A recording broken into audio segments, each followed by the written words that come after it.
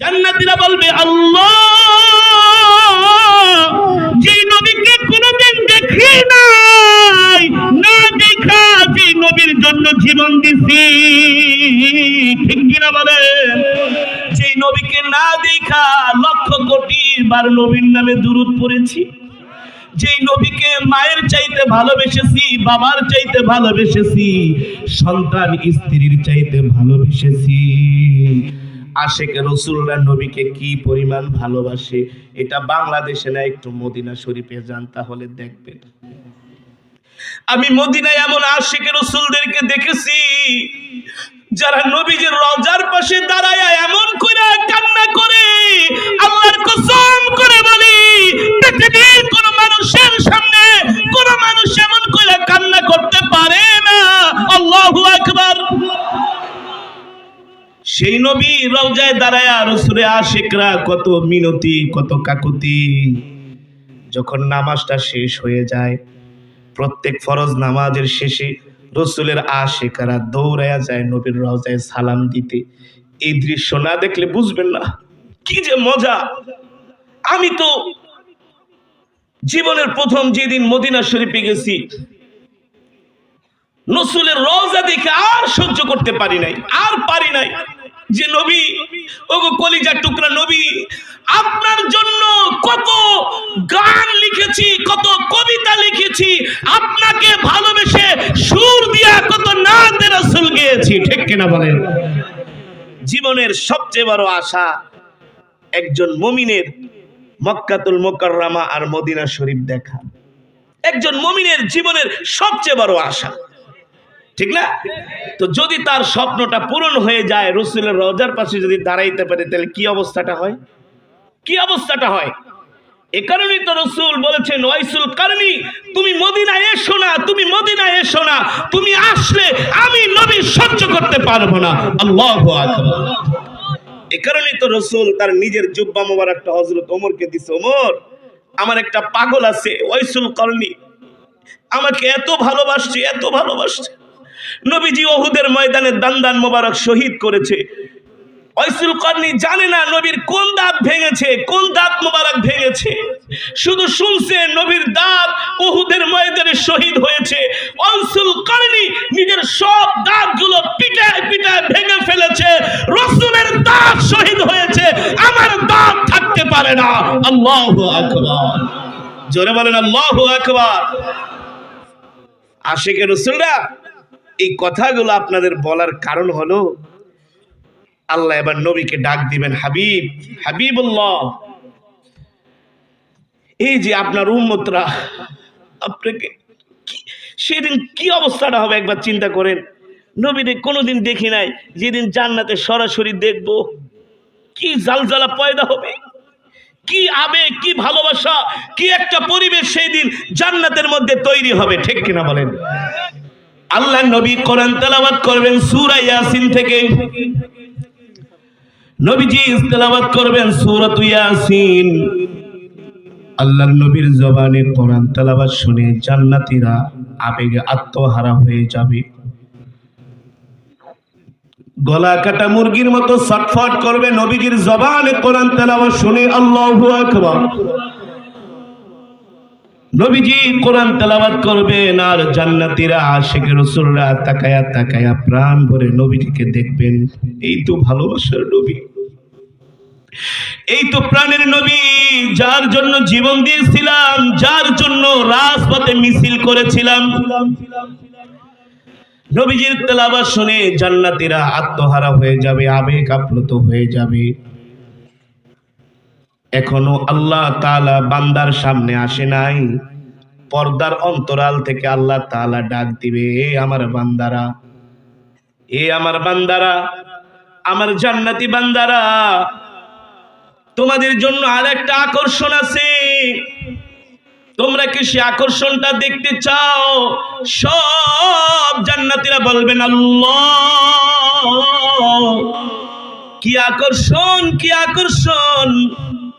আরশের মালিক, সারা পৃথিবীর মালিক, জান্নাতের মালিক ডাক দিয়া বলবে, বান্দা, এবার সরাসরি আমি তোমাদের রব তোমাদেরকে কোরআনুল কারীমে তেলাওয়াত করে শোনাবো। আর জোরে বলেন সুবহানাল্লাহ। জান্নাতের কি আর হুর, হুর এত সুন্দর, জান্নাতের হুর এত সুন্দর। ওয়াহুরুন ঈন কামসালিল লুলুইল মাকনুন ইন্না লিল মুত্তাকিনা মাফাজান হাদাইক ওয়া আ'নাবা। জান্নাতের হুর এত সুন্দর হবে। কেমন হুর, কেমন হুর? হুরদের দাঁত যদি দুনিয়ার মানুষ দেখতো, হুরের দাঁতের আলোতে সারা পৃথিবী আলোকিত হয়ে যেত। নবীজি মেরাজ করে জান্নাত থেকে আসলেন, সাহাবীদের সামনে হুরের আলোচনা করতেছেন, জান্নাতের আলোচনা করতেছেন। আল্লাহর নবী বলে, সাহাবীরা রে, আমি জান্নাতে যে একটা হুর দেখেছি, ওয়াহুরুন ঈন, আমি এমন হুর আমি জান্নাতে দেখেছি, জান্নাতি হুরগুলোর চোখগুলো হবে ডাগর ডাগর। সুবহানাল্লাহ। মেয়েদের চোখ একটু বড় বড় হলে আকর্ষণীয় লাগে কি লাগে না? জান্নাতের হুরদের চোখগুলো হবে ডাগর ডাগর। এবার চোখের পরে নবীজি দাঁতের বর্ণনা করতেছেন। এই জান্নাতীরা, আমি জান্নাতের মধ্যে জান্নাতের হুরদের দাঁত দেখেছি। সাহাবায়ে কেরাম বলেন, ওগো আল্লাহর নবী, কেমন জান্নাতের হুররা দেখতে? নবীজি বলে, ও সাহাবীরা, আমি একবার মাত্র জান্নাতের হুরদের চেহারার দিকে তাকায় আমি নিজেই লজ্জা পাইয়া গেছি, দ্বিতীয়বার আর তাকাইতে পারি নাই। সুবহানাল্লাহ বলেন। কারণ নবী তো ছিলেন অনেক লজ্জাশীল, নবীজির অনেক লজ্জা বলে একবারের বেশি তাকাইতে পারি নাই। সাহাবায়ে কেরাম দর্শে নবীজি একটু হুরদের বর্ণনা দেন। আল্লাহর নবী বলে, এতটুকুন বর্ণনা আমি তোমাদেরকে দিতেছি, জান্নাতের কোন হুর যদি দুনিয়ায় তাকায়া হাসি দিত, তাহলে জান্নাতি হুরদের দাঁতের আলোতে সারা পৃথিবী আলোকিত হয়ে যেত। আমরা যেদিন তাফসিরে জালালাইনের মধ্যে আমাদের উস্তাদ আমাদেরকে যেদিন এই তাফসির সূরা নাবার তাফসির পড়াইতেছেন, ইন্নালিল মুত্তাকিনা মাফাজান হাদাইক ওয়া আ'নাবা ওয়া কাওয়াইবা আতরাবা, হুজুর বলতেছেন জান্নাতে স্ফীত বক্ষ বিশিষ্ট তরুণী দেয়া হবে, একটা দুইটা না, একজনকে 70টা কইরা। কয়টা? এ যুবক, শুধু শুধু জরিনার সকিনার পিছনে ঘুরা ঘুরা কেন শুধু গালি খাও? কথা কয় না? রাইতের বেলা মিস কল মারো, তোমার ফোন কাইটা দেয়। কথা কয় না? যুবকরা কথা বলছে। মেসেজ দাও, কোনো রিপ্লাইও দেয় না, খালি খালি কলেজের পিছনে যায় ঘোরো, তোমার অপমান করে, ঠিক না? ওই সকিনা জরিনা 2 দিন দাঁত না মাজলে তার কাছেও যাওয়া যায় না। কিন্তু জান্নাতের হুরদের মুখে কোনো গন্ধ হবে না, শুধু ঘ্রাণ আর ঘ্রাণ।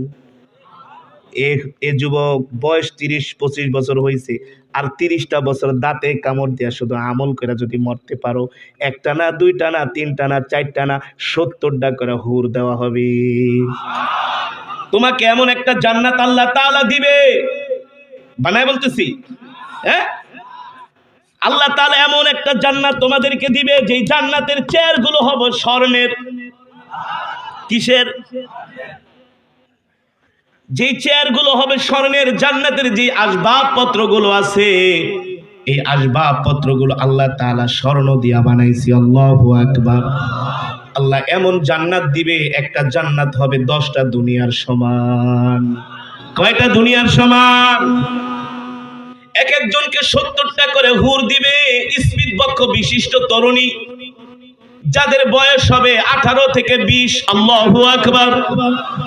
বলতে পারো, হুজুর এত হুর দিয়া কি করুম, খামু নাকি মাথায় দেবো? এই কথা যদি বলো যুবক, তোমার যদি টাকা থাকে, পয়সা থাকে, আর তোমার বউ যদি তোমারে কয় যাও বিয়া করার অনুমতি দিলাম, এক একজনের 4টা না পারলে 12টা করে করবা? খালি বউয়ের ডরে বিয়া করে না। কথা বলে, আরে আমরা সারা বাংলাদেশে ঘুরি, অনেক মুসল্লি আমাদের আছে, টাকা পয়সার অভাব নেই, একটা হুজুর বিয়া কিন্তু আর একটা করতে মন চায়। আমরা বলি করলে করেন, মাসনা ওয়া সুলাসা। যদি আপনার সামর্থ্য থাকে, টাকা পয়সা থাকে, অ্যাবিলিটি থাকে, আপনি যদি ইনসাফ করতে পারেন, আল্লাহ তো 4টা পর্যন্ত অনুমতি দিছে। বলে হুজুর করতে তো মন চায়, কিন্তু বাড়িয়ালির মায়ের একটাও তো মাটিতে পড়বো না। যদি বিয়াটা করি তাহলে ইউক্রেন রাশিয়ার যুদ্ধ আমার ঘরের মধ্যেই শুরু হয়ে যাইব। ঠিক কিনা বলে? এই কারণে করি না। কিন্তু জান্নাতের মধ্যে কারো মনে কোনো হিংসা অহংকার থাকবে না। ঠিক কিনা বলেন? 10 দুনিয়ার সমান আল্লাহ তাআলা জান্নাত দিবে। আল্লাহু আকবার। হুররা এত সুন্দর হবে, এত সুন্দর হবে, হুরদের শরীর এত নরম হবে। নরম কেমন নরম? ডিম ভাঙলে ডিমের কুসুমটা কোনোদিন হাত দিয়া ধরছেন নাকি? ধরছেন? ধরেন নাই? আরে মাঝে মাঝে একটু রান্না করে খায়েন মিয়া, খালি বাড়ি আলিদা কাম করেন না। ডিমের কুসুম কেমন কেমন নরম, তুলতুলে, ঠিক না? ঠিক জান্নাতি হুরদের শরীর থাকবে এমন নরম। সুবহানাল্লাহ। আরো জোরে কোন সুবহানাল্লাহ। আল্লাহর নবী যখন জান্নাতের আলোচনা করতেছেন সাহাবীদেরকে, ওয়াকাওয়াইবা আতরাবা, স্পিড বক্ষ বিশিষ্ট তরুণী 70 টাকার হুর দেওয়া হবে। একজন বৃদ্ধ সাহাবীর দিকে নবীজি তাকায় মজা করে বলতেছেন, বৃদ্ধরা কোনোদিন জান্নাতে যাবে না। এই কথা শুনে বৃদ্ধ সাহাবী কান্না করতেছে, গো নবীজি, জান্নাতে না গেলে আপনারে দেখবো কোত্থেকে, আপনাকে পাবো কোথায়? আপনি তো জান্নাতে থাকবেন। না না না, আল্লাহ নবী বলে কোন বৃদ্ধরা জান্নাতে যাবে না। ওই সাহাবী কান্না করতেছেন, আল্লাহ নবী বলে বৃদ্ধ কান্না করবেন না, বৃদ্ধরা জান্নাতে যাবে না। এ কথা সত্য, কিন্তু আল্লাহ যাদেরকে জান্নাতে, যত বৃদ্ধদেরকে জান্নাতে প্রবেশ করাবেন, আল্লাহ তাআলা এমন একটা নহর আছে, জান্নাতের নহর, ওই নহরের মধ্যে গোসল করলে সাথে সাথে 25 বছরের যুবক হয়ে যাবে। আরে বৃদ্ধরা জান্নাতে যে 70টা হুর দিয়া কি করব? দাঁত নাই, সব পড়ে গেছে গা, হাঁটতে পারে না, কোমরে ব্যথা, মাজা ব্যথা। ঠিক কেন বলেন? সেখানে লাগবে ইয়াং ম্যান। আরে আল্লাহর কোরআনের কথা, আমার বানানোর কথা।